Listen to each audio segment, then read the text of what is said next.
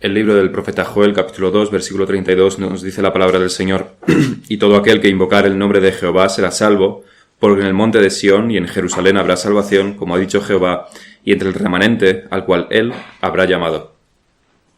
Con la ayuda del Señor ya estamos en el 11º sermón del libro de Joel y al final del capítulo 2, y también en el 40º, número 40, en la serie de los profetas menores. Y por eso debemos también parar un poco y volver a mirar a los profetas menores desde una perspectiva más general, desde más distancia. Sobre todo porque no debemos perder de vista una serie de cosas cuando estamos entrando en los detalles de los profetas menores. Concretamente, su gran importancia, la gran importancia de los profetas menores en la historia de la salvación. Porque recordamos que no se llaman profetas menores porque sean de menor importancia, sino simplemente porque son cortos. Si los comparamos con el libro de Ezequiel, o de Isaías, o de Jeremías, son más bien cortos, de pocos capítulos. Pero su importancia es vital en la historia de la salvación, que es al fin y al cabo, podríamos decir, y utilizar la metáfora, es el lienzo sobre el cual se pinta todo lo demás en las Escrituras. La ley de Dios, los requisitos de Dios para el hombre, es el lienzo sobre el cual se pinta todo lo demás, la historia de la salvación. O una metáfora diferente, es el hilo con el cual se hace el bordado en una tela. Es el hilo con el cual se hace ese bordado. Si recordamos en Oseas, nos habla del pacto desde el primer capítulo, en una comparación con el matrimonio de Oseas, y después se nos va desvelando poco a poco cómo se necesita otro pacto. El antiguo pacto no es suficiente, se necesita otro pacto.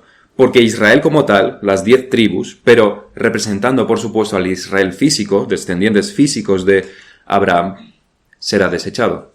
El Señor desecha a las 10 tribus de Israel, y se llama Israel porque también representa a Israel, al Israel físico. Y por tanto, las promesas de salvación, de redención, no son para ellos. De hecho, Oseas es citado en bastantes ocasiones en el Nuevo Testamento y los apóstoles con precisión aplican sus profecías y promesas al nuevo pacto, no al antiguo pacto. Y algo parecido ocurre también en Joel. Al igual que en Oseas, las promesas son para el nuevo pacto, y esto queda demostrado clarísimamente en que Pedro identifica esta profecía del final del capítulo 2 de Joel con el cumplimiento en Pentecostés. No cabe otra interpretación. Pedro dice, ahora se cumple esto que Joel ha profetizado. No se cumplió antes, se estaba cumpliendo entonces. Y en cierta manera, como veíamos, en Pentecostés solamente había comenzado el cumplimiento de esta profecía, porque su punto culminante sería cuando los samaritanos y Cornelio y otros muchos gentiles también formarían parte de este derramamiento del Espíritu. Y más tarde, también otros.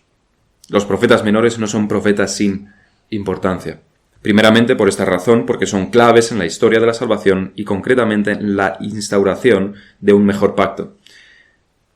En la definición también del Señor Jesucristo como Mesías, en los profetas menores encontramos como Cristo, encontramos los oficios de Cristo, cómo se definen, y después Cristo lo va a cumplir, y también en que se nos habla y con bastante precisión sobre la inclusión de gente de toda tribu, lengua y nación en la redención. Todo esto lo podemos encontrar en los profetas menores. Y debemos hacer un esfuerzo de entender lo impresionante que es esto. Porque puede que a algunos les parezca normal este hecho de que el pueblo de Dios esté conformado no solamente por israelitas, no solamente por judíos, sino de todos los pueblos de la tierra. Vivimos en un mundo en que, en la más clara estupidez, quiere proporcionar igualdad para todos en sentidos totalmente irracionales. Desde las diferencias generadas por el sexo masculino y femenino a diferencias generadas por la economía de una familia, a lo largo de muchas otras áreas también. Quieren que todo sea absolutamente igual, igualitario, para todos.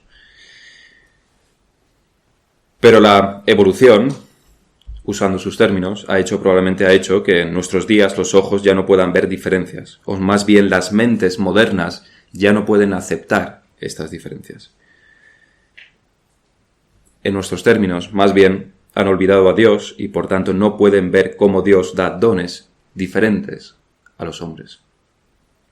Algunos nacen en familias ricas y con esas riquezas su deber delante de Dios es glorificarlo a Él por medio de esas riquezas. Otros en familias humildes y en humildad deben también servir a Dios. Otros nacen con grandes talentos naturales y otros con prácticamente ninguno, lo cual claramente condicionará su vida. Dios da dones diferentes a los hombres. Dios hace diferencia entre los hombres, a este nivel natural también. Y es en ese mundo de diferencias que la historia de la salvación se ha ido revelando. No en el falso mundo moderno donde se debe acabar con cualquier diferencia como si fueran un cáncer, en vez de algo dado por Dios y que debe usarse para Dios. Y es en este mundo de profundas diferencias, incluso diferencias pecaminosas, porque el ser humano todo lo inunda de pecado, en este mundo de diferencias que se reveló que la salvación es también para los gentiles. Y en Efesios 3 podemos ver y sentir y comprender un poco sobre el portento que esto es. Era algo inimaginable, por lo menos para los israelitas, para los judíos, de donde la salvación viene. Totalmente ajeno a la mente israelita de esos tiempos. El apóstol Pablo está totalmente maravillado y emocionado por esto y se siente realmente privilegiado porque a él le ha sido dada esta predicación, la salvación a los gentiles. Nos dice en Efesios 3, versículo 5, misterio que en otras generaciones no se dio a conocer a los hijos de los hombres, como ahora es revelado a sus santos apóstoles y profetas por el Espíritu. Que los gentiles, ese es el gran misterio, que los gentiles son coherederos y miembros del mismo cuerpo y copartícipes de la promesa en Cristo Jesús por medio del Evangelio, del cual yo fui hecho ministro por el don de la gracia de Dios. Eso es lo que Pablo piensa sobre esta predicación a los gentiles que le fue dada a él. Es el don de la gracia de Dios, que me ha sido dada según la operación de su poder. A mí, que soy menos que el más pequeño de todos los santos, me fue dada esta gracia de anunciar entre los gentiles el evangelio de las inescrutables riquezas de Cristo, y de aclarar a todos cuál sea la dispensación del misterio escondido desde los siglos en Dios que creó todas las cosas, para que la multiforme sabiduría de Dios sea ahora dada a conocer por medio de la Iglesia a los principados y potestades en los lugares celestiales conforme al propósito eterno que hizo en Cristo Jesús, Señor nuestro. Así que Pablo está maravillado por esto y se siente realmente honrado porque él ha sido el elegido para predicar el Evangelio también a los gentiles.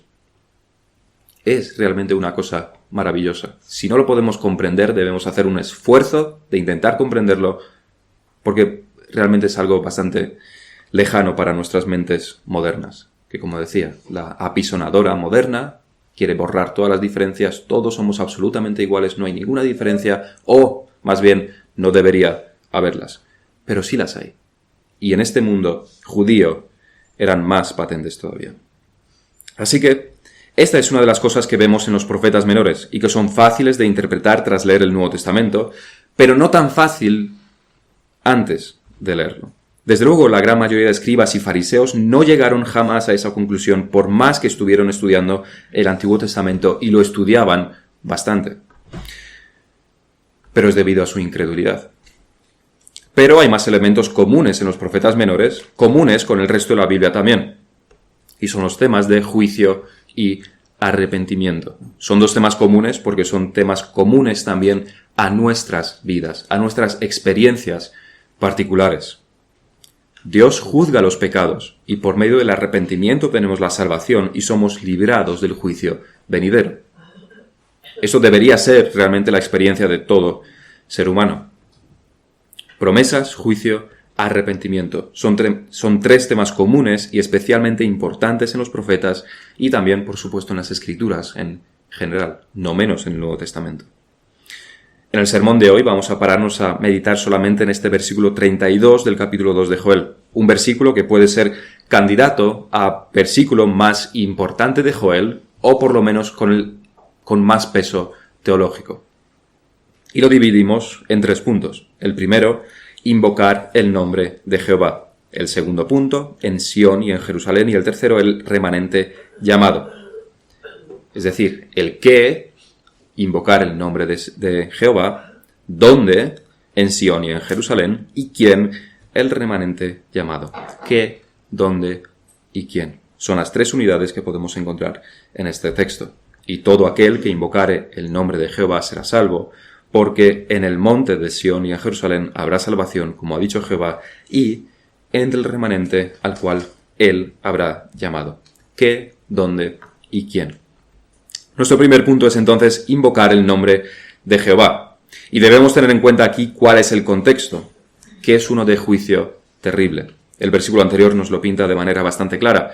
El sol se convertirá en tinieblas y la luna en sangre antes que venga el día grande y espantoso de Jehová. Es un contexto de juicio, de la ira de Dios anunciada tantas veces por los profetas. Es en este contexto sombrío y terrible donde se hace esta promesa. Todo aquel que invocar el nombre de Jehová será salvo. Es decir, el juicio se aproxima, el peligro es real, la ira de Dios está a la puerta, y aún en ese momento donde parecería que no hay salvación ni remedio, aún entonces, el que invoque el nombre de Jehová será salvo. Como ya apuntamos, esto nos debe recordar a lo que ocurrió con las serpientes en los tiempos de Moisés, tal como se nos relata en Números 21, el versículo 4. Si abrimos nuestras Biblias en Números 21,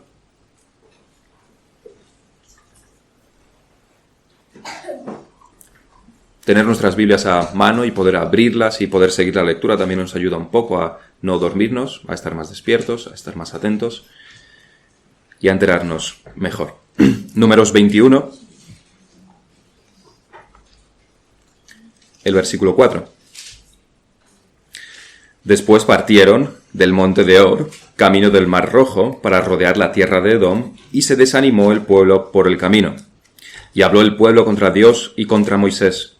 ¿Por qué nos hiciste subir de Egipto para que muramos en este desierto? Pues no hay pan ni agua, y nuestra alma tiene fastidio de este pan tan liviano.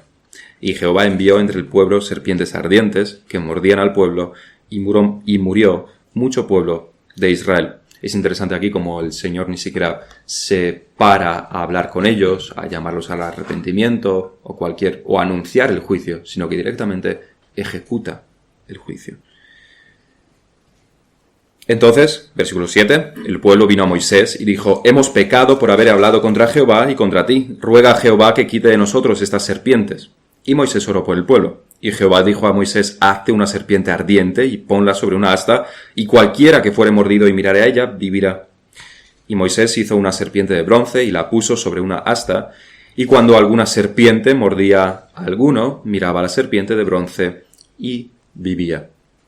Esta es una situación bastante similar, y es la situación en la que está el pecador cuando se arrepiente. El infierno está delante de él, la ira de Dios está sobre él, sin salida, sin remedio. Solamente puede encontrarlo, este remedio, en Cristo. Mirando, en ese caso, a la serpiente, invocando, en este caso, el nombre de Jehová. ¿Pero qué significa exactamente invocar el nombre de Jehová? No debemos en ningún caso imaginarnos que es un ritual, porque invocar nos puede sonar bastante lejano, antiguo, arcaico. No es un ritual que requiere planificación y organización y con ciertos elementos que hay que respetar.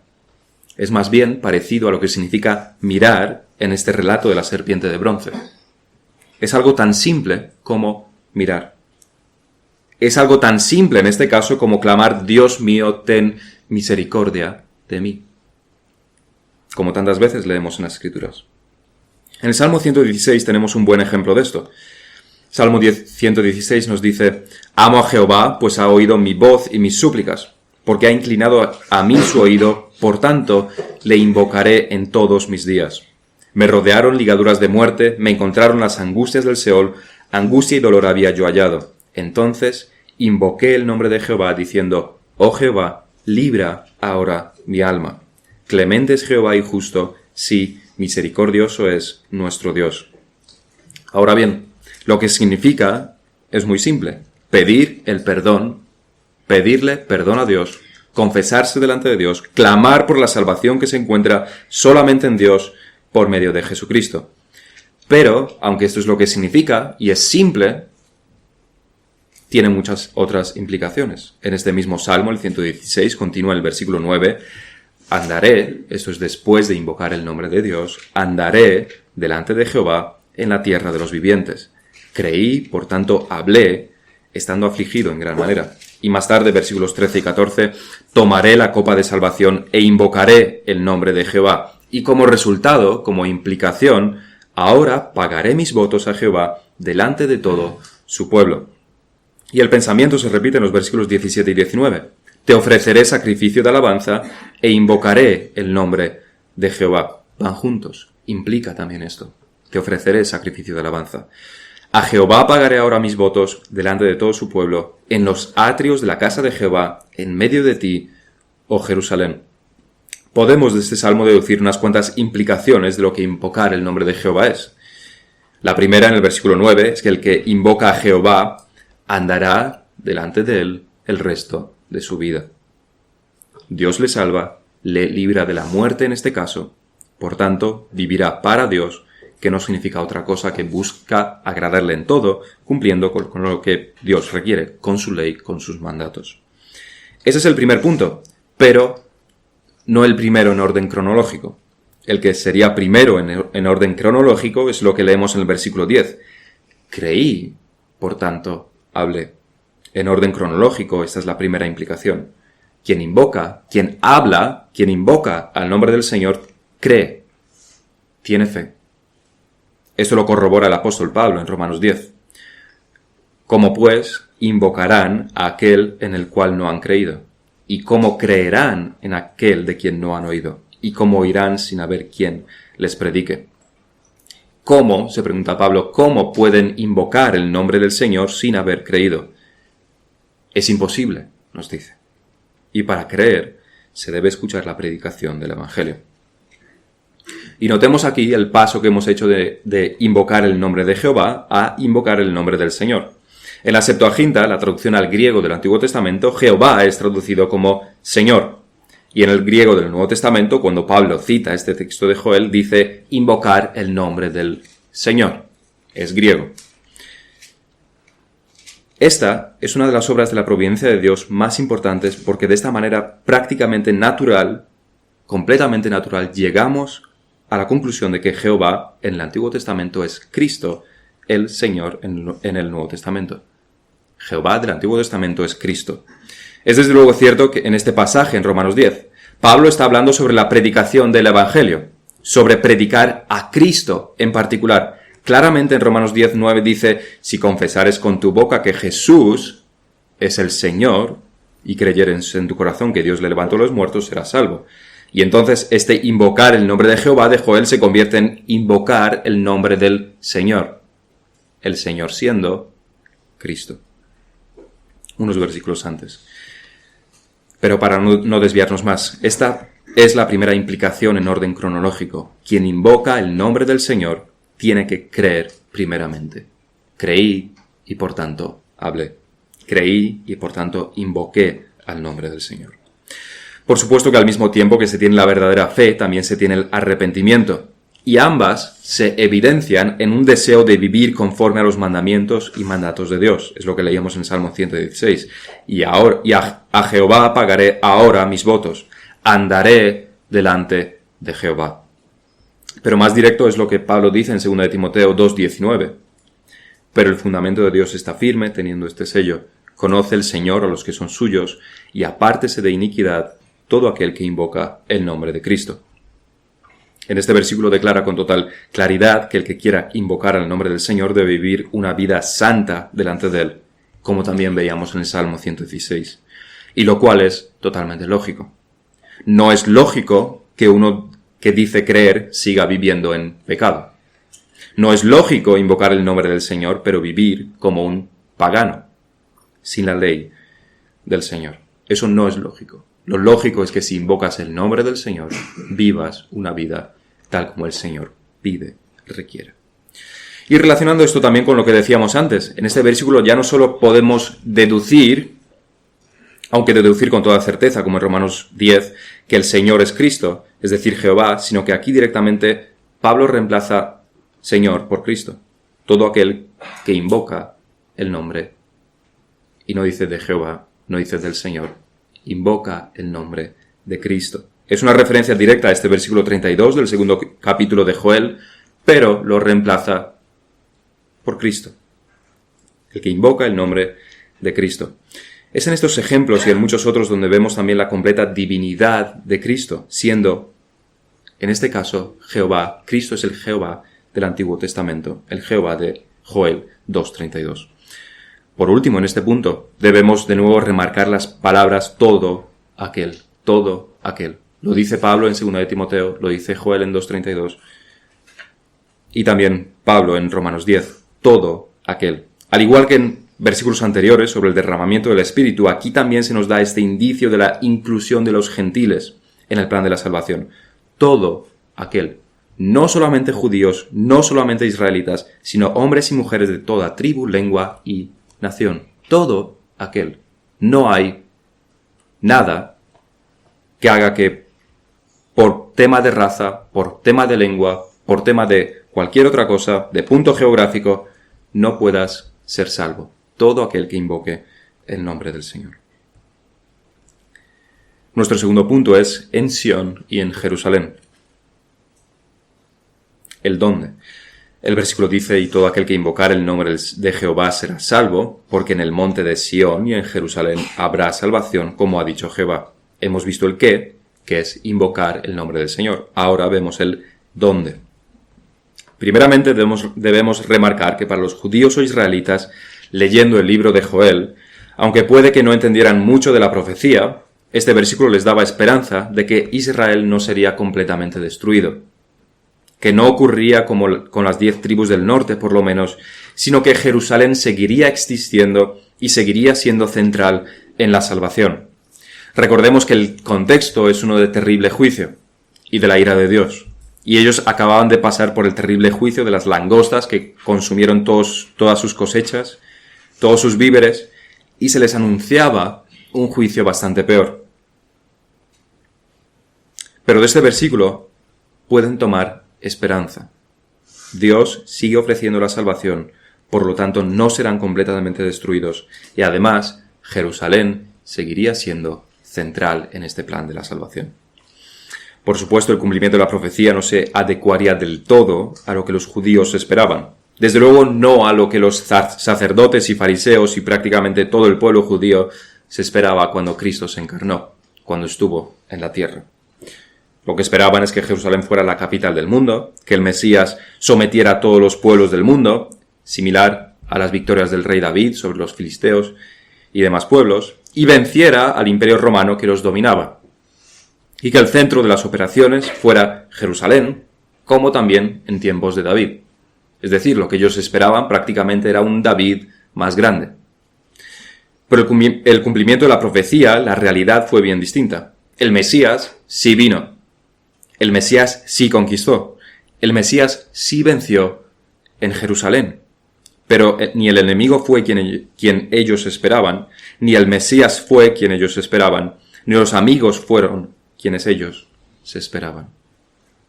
Porque el enemigo fue Satanás, la muerte y el pecado, no el imperio romano. El Mesías fue el Señor Jesucristo.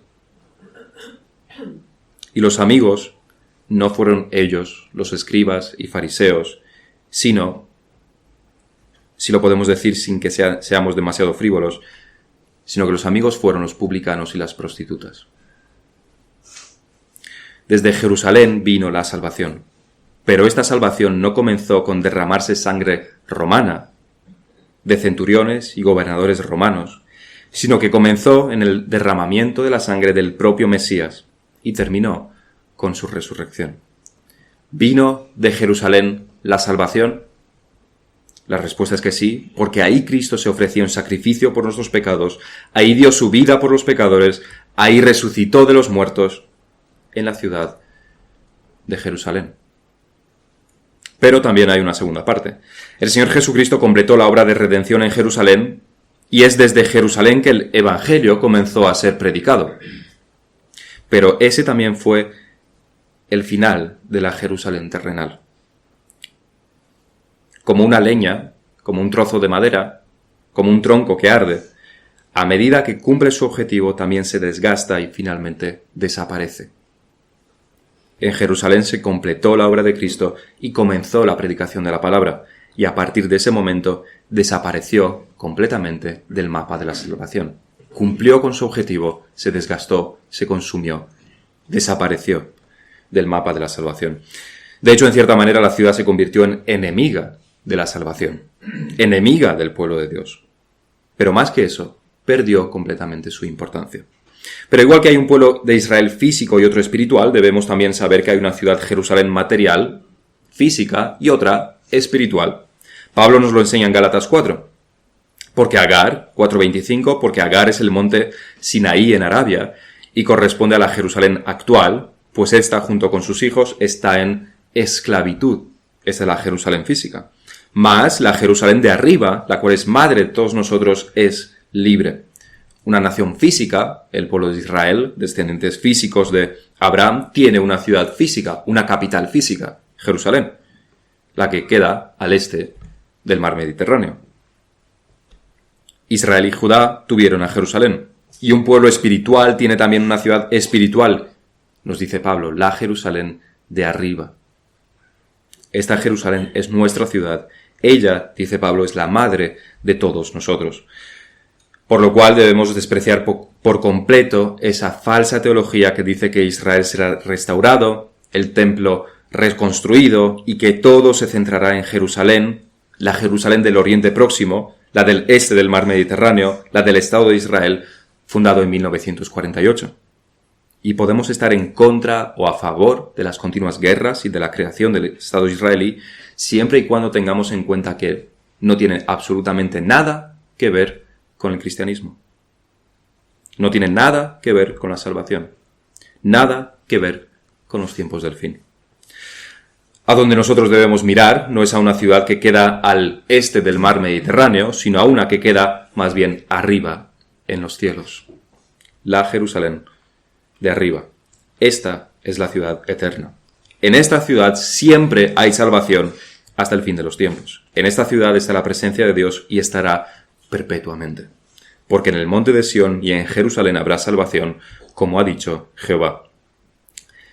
Es importante en este versículo la cláusula porque como ha dicho Jehová. La esperanza, la seguridad de que esto es así no puede verse muchas veces con los ojos. No tiene que ver con la experiencia. Igual que estos judíos puede que no pudieran ver la supervivencia de Jerusalén. Los judíos del exilio de Babilonia pudieron haber perdido toda esperanza de no haber sido porque Dios les anunció el regreso, se lo prometió, por medio del profeta Jeremías. Solo podían aferrarse a la palabra de Dios, pero no a su propia experiencia. Y ocurre exactamente lo mismo con la Iglesia. Tenemos las palabras del Señor en Mateo 16:18. Sobre esta roca edificaré mi iglesia y las puertas del Hades no prevalecerán contra ella. Tenemos la promesa del Señor de que la Iglesia prevalecerá, sobrevivirá, que no se extinguirá en este mundo. Pero, a lo largo de muchas épocas, esto era lo único que los creyentes se pudieron aferrar, porque no había más que persecución y falsa doctrina fuera. No es difícil imaginarnos el desánimo que las iglesias pudieron sentir cuando los apóstoles fueron aprisionados y ejecutados. Habían muerto sus líderes. Los fundadores del cristianismo, podríamos decir. No es difícil imaginarnos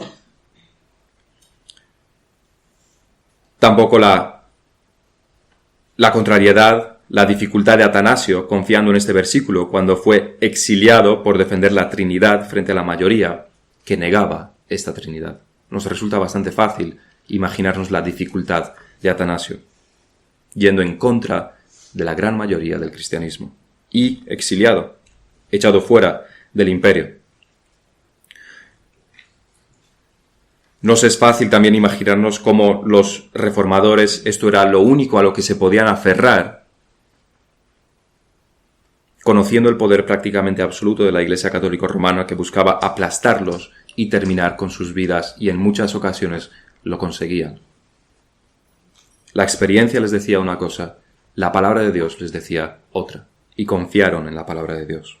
Así que en medio de gran persecución o en medio de grandes errores doctrinales, como en los tiempos de Atanasio, la Iglesia siempre ha salido victoriosa.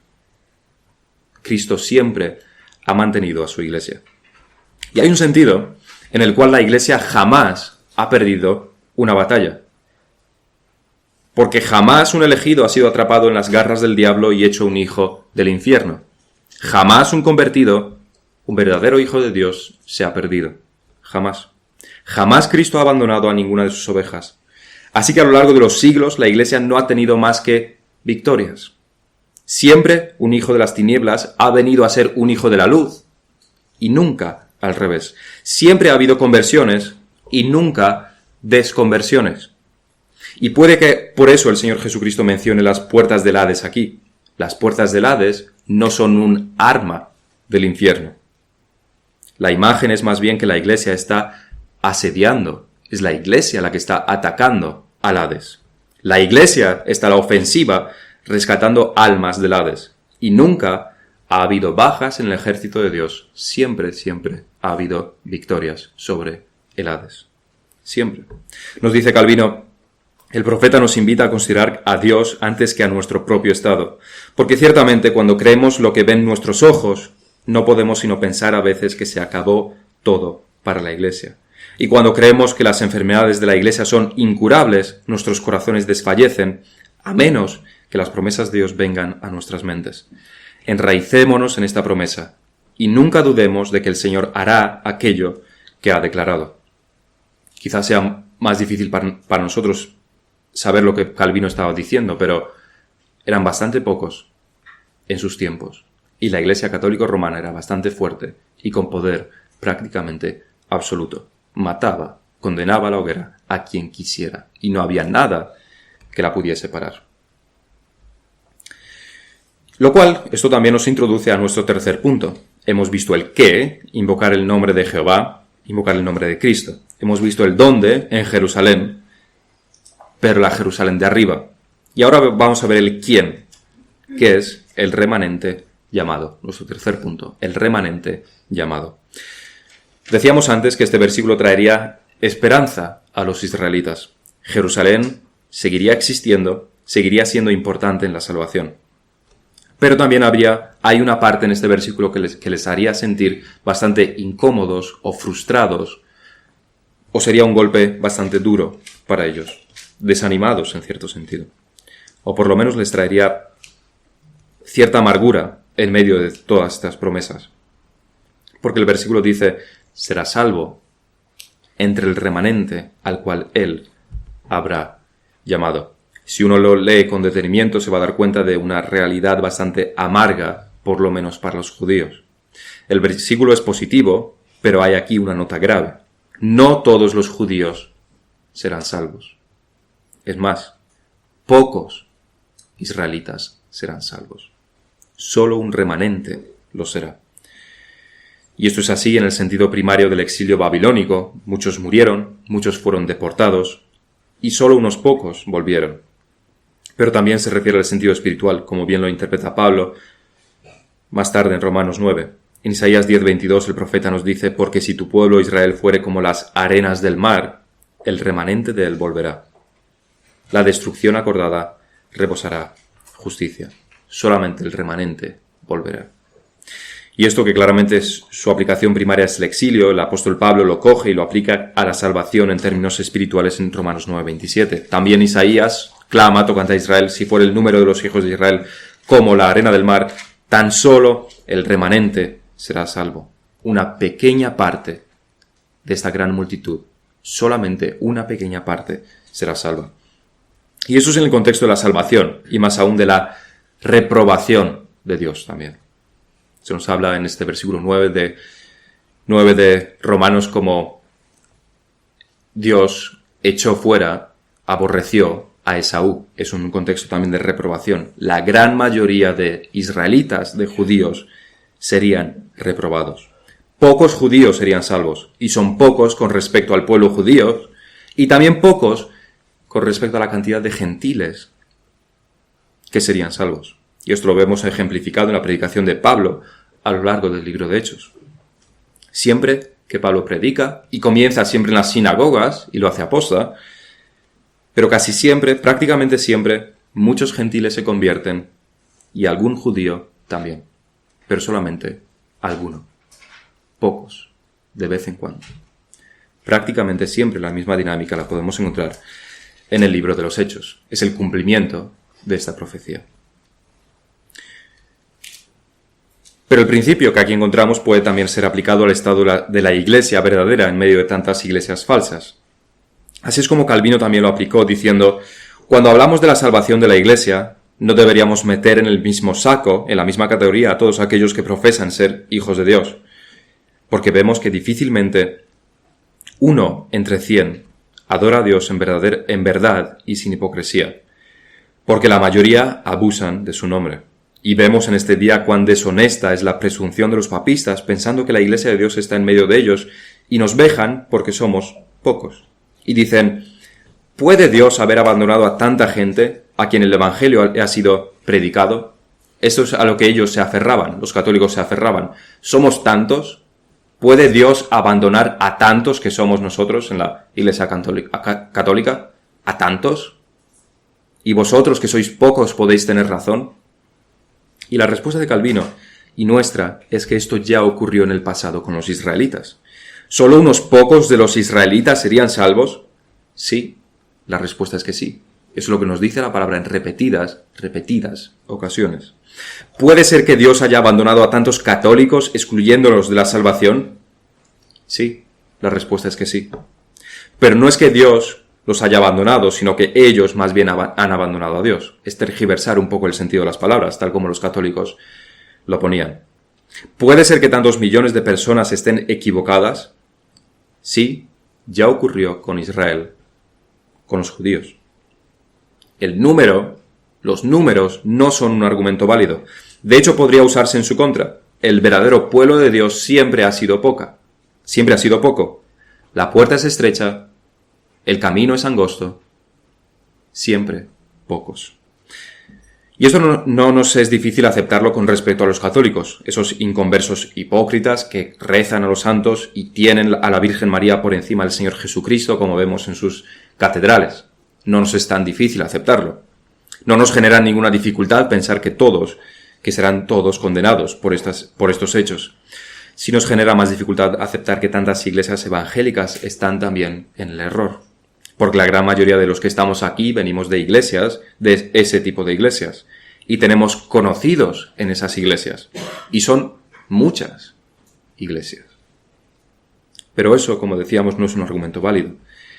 El cuchillo doctrinal que separa lo verdadero de lo falso es la verdadera adoración. Eso es lo que decía Calvino. La verdadera adoración. Ese es el estándar. ¿Se adora a Dios en verdad o no? ¿La adoración en las iglesias es una adoración verdadera, fundamentada en la verdad y en las Escrituras, o es inventada, igual que en la Iglesia católica?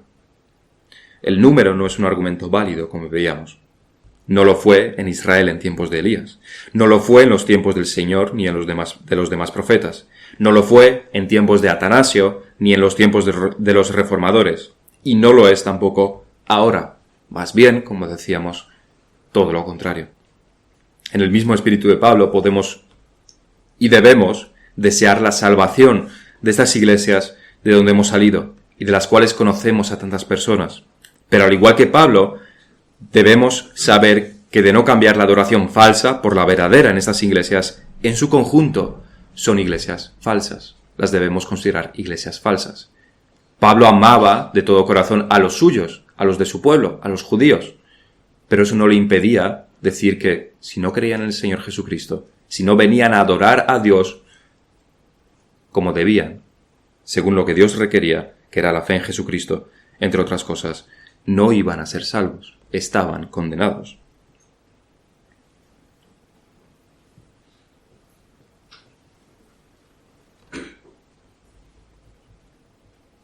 No que nadie sea salvo en estas iglesias, no decimos eso. Pero como conjunto no podemos sino condenar su falsa adoración y doctrina y decir que son iglesias falsas porque su adoración es falsa. Pero por otro lado, nunca podemos identificar la iglesia visible con la invisible. No porque en nuestra iglesia se adore a Dios según sus requisitos, por ello todo el que esté en esta iglesia es un verdadero adorador. Recordemos los términos de Calvino: adorar a Dios en verdad y sin hipocresía. Uno puede estar en una iglesia sana y no adorar a Dios en verdad, y sobre todo con hipocresía. Por tanto, siempre debemos examinarnos también a nosotros mismos. ¿Cómo estamos adorando a Dios? En verdad, sin hipocresía, debemos examinarnos a nosotros mismos. Por último, meditemos en las palabras al cual Él habrá llamado. Lo primero que deducimos es que no todos los israelitas son llamados, como veíamos. Pero esto ya lo hemos expuesto. Lo que debemos recalcar aquí es que la salvación es para todo aquel que invoca el nombre del Señor. Pero como ya hemos visto en tantas ocasiones, los que invocarán su nombre, los que creerán, los que vendrán a Dios en arrepentimiento, son aquellos a los que Él ha llamado. Ellos, estos y solo estos. Solo aquellos llamados por Dios, solo los elegidos de Dios. Probablemente Pablo se inspirara en ese texto cuando, en cuanto a la forma, no al contenido, en cuanto a la forma, cuando en Romanos 8:28 escribió: y sabemos que a los que aman a Dios todas las cosas les ayudan a bien. Esto es, a los que conforme a sus propósitos son llamados. ¿Quién será salvo? Todo aquel que invoque el nombre del Señor. Todo aquel que crea. Todo aquel que ama a Dios. Todo aquel que venga a Él. Pero los que hagan todo esto es porque Dios de antemano los predestinó y escogió y llamó. Siempre ha sido así. Tal como dijo el Señor en Juan 6:44, ninguno puede venir a mí si el Padre que me envió no le trajere, no le hiciere este llamamiento. Pero nuestro plano no es de nosotros saber si somos elegidos o no. Lo nuestro, nuestra responsabilidad, es venir a Dios. Esa es nuestra responsabilidad. Para concluir, hemos visto lo que significa invocar el nombre de Cristo. Simplemente pedir que Dios nos salve, que nos rescate de nuestros pecados, de nuestras faltas, de la condenación en la que como pecadores estamos. Es pedírselo a Dios en oración. Pero, al mismo tiempo, esto tiene varias implicaciones. Si nos llamamos a nosotros mismos cristianos, si decimos que somos hijos de Dios, eso tiene unas implicaciones.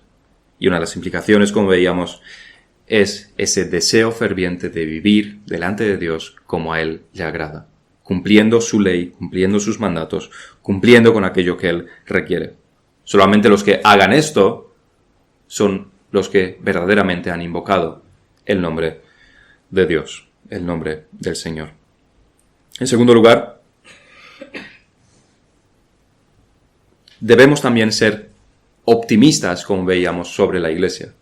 No debemos estar continuamente llorando y afligiéndonos porque somos pocos, porque la Iglesia vemos tanta falsedad en las demás iglesias, porque todo parece ser que está yendo mal ahora y a lo largo de los siglos.